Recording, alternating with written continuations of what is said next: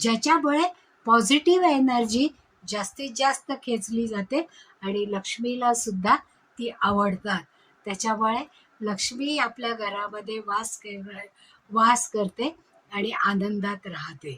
म्हणून या शिवराकवर कधीही चपला बूट आपण जिथे झोपतो त्या बेडच्या खाली ठेवू नये, की ज्याच्यामुळे बाहेरून आणलेली सगळी निगेटिव्हिटी आपण घरात आतपर्यंत आणतो आणि ती निगेटिव्हिटी आपल्या बेड खाली ठेवतो.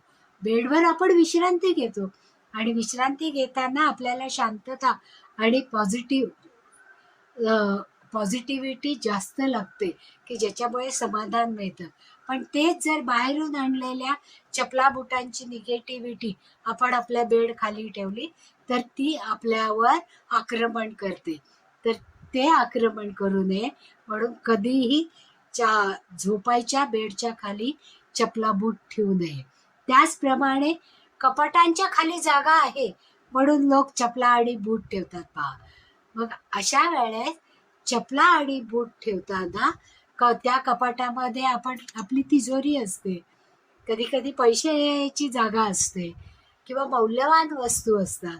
मग अशा वेळेस अशा ठिकाणी जर आपण ती निगेटिव्हिटीचा स्रोत ठेवला, म्हणजे बाहेरून आलेले चप्पल बूट ठेवले, तर त्या कपाटामध्ये ती निगेटिव्हिटी पसरू शकते आणि त्या कपाटात पैसा स्थिर राहत नाही.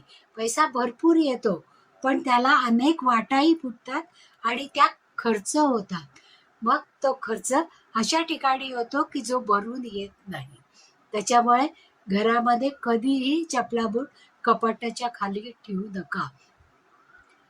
पश्चिम दिशेला आपण या अनवॉन्टेड वस्तू ज्या सगळ्या असतील त्या, किंवा दक्षिणेला जिथे खिडक्या कमी आहेत, जिथे अंधार करता येईल किंवा गोडाऊन सारखी जागा करता येईल, अशा ठिकाणी जर आपण हे शिवराक ठेवले तर ते जास्त चांगले परिणाम आपल्याला देतात आणि त्याच्यामुळे आपल्या घरामध्ये सतत पॉझिटिव्हिटी राहते आणि घर स्वच्छ आणि सुंदर राहतं.